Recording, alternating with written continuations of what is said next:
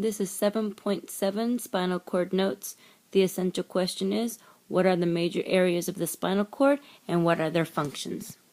Cord is the connection between the brain and brainstem with the rest of the body.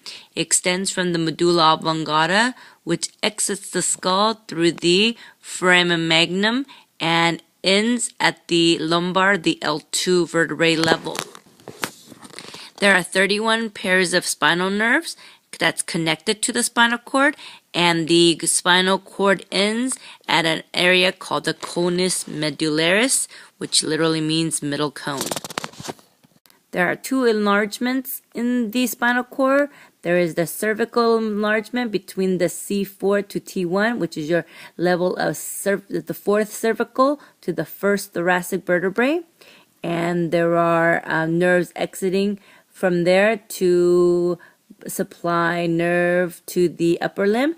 And then there is also enlargement at the lumbar from the thoracic, the 9th thoracic to the 12th thoracic vertebrae, and it provides nerves to the lower extremity, the legs. The picture on the left is a side view or lateral view of the spinal cord, and notice this is pointing to the anterior and this is toward the back. And then the view on the right is you are looking at from the front view. Notice that there's the brain, the spinal cord connects that to the rest of the body, and it exits the skull at the foramen magnum, which is the large hole at the base of the skull. Here is the cervical enlargement, which supplies where the nerves branch off to supply nerve to the upper limb. And then here is your lumbar enlargement, which supply nerve to the lower limb. And then the conus medullaris is this little cone-shaped area right here. That cone-shaped area is where it stops, and it stops at the L2. Off of the conus medullaris are a bunch of nerves kind of coming down, branching off of it, and that is called the cauda equina, which means that it's the horse's tail. And if you look at the picture, here's the conus medullaris, and then you see all these nerves coming down, and it kind of resembles a horse's tail. Looking at a cross-section of a section of the spinal cord, or a transverse section, there are going to be two grooves, one in the front and one in the back. The anterior median fissure is the one in the front and is going to be much deeper. And the one in the back, called the posterior median sulcus, is going to be smaller. That's how you're going to tell whether you're looking at the front of the spinal cord or the back of the spinal cord. Unlike the brain, where the gray matter is on the outside and the white matter is on the inside, the spinal cord has the gray matter inside it's almost like a butterfly or an H shape. And remember, gray matter is unmyelinated nerves, and then surrounding the gray matter is the white matter, which is the myelinated nerves. Gray commissure is where the two halves of the H connect, and it is the connection or a communication between the left and the right side. On the front and back of the spinal cord on either side, there's going to be two branches coming off the spinal cord. The one in the back is called the dorsal root, and then the one on the front is called the ventral root. And then they will come together to join, and where they join, then it becomes the spinal nerve. And there are again 31 spinal nerves. Here is a cross-section of the spinal cord, or the transverse section. And notice that on either side, on the back, is the posterior median sulcus, which is going to be a little bit more shallow. And then the deeper groove is the anterior median fissure.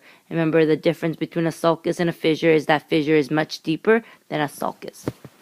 That's going to tell you that you are looking at the front here of the spinal cord, and you are looking at the back of the spinal cord. In the middle, you have this H shape, or the butterfly shape, and where they meet in the middle, this is called the gray commissure, which is the connection between the left and the right side of that H, the gray matter. Remember that gray matter is the unmyelinated nerves, and the lighter area on all around it, these are your white matter, which consist of your myelinated nerve. Two branches coming off the side. The one on the back is called the dorsal root, which is for sensory information coming into the spinal cord. The one in the front is the what is called the ventral root, which is the information exiting out of the spinal cord. Where the dorsal root and the ventral root meet, this section right here, this is what we call the spinal nerve, which is made up of motor and sensory nerves. Now, talking about the gray matter is divided into horns. The one, if you look at that H, the top, if you're looking at the spinal cord from the front, the top portion is the top of the H, is the posterior or dorsal horns, which, just like the back of the spinal cord, is going to be sensory information. And then the lateral horns, which are tiny little points coming off of the H, is the lateral horns, and this is going to be controlling all of the autonomic functions. Remember, like your heart, your breathing, your all of your organs and digestion, all that is going to be controlled by the autonomic. The anterior or ventral horn is motor, which is information exiting the spinal cord for sending information to a muscle or an effector organ to carry out some kind of function. The central canal is in the center of the gray commissure, and their job is for it's the opening for the flow of the cerebrospinal fluid, which is continuous with the fourth ventricle, which carry the cerebrospinal fluid, remember, is for nourishing the spinal cord and keep it giving it support and nutrients. Okay, so notice the gray area in the middle. So at the top is the posterior horn, which is this area here.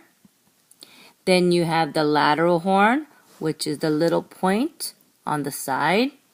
And then the anterior horn is going to be much bigger than the posterior horn, and that is for motor information going out. So information comes in through the spinal nerve, through the dorsal root, and the information comes in and then goes to the posterior horn or dorsal horn, and then it'll have a connection between the interneuron and the information will exit the anterior horn or the ventral horn through the ventral root, and then out through the spinal nerve again.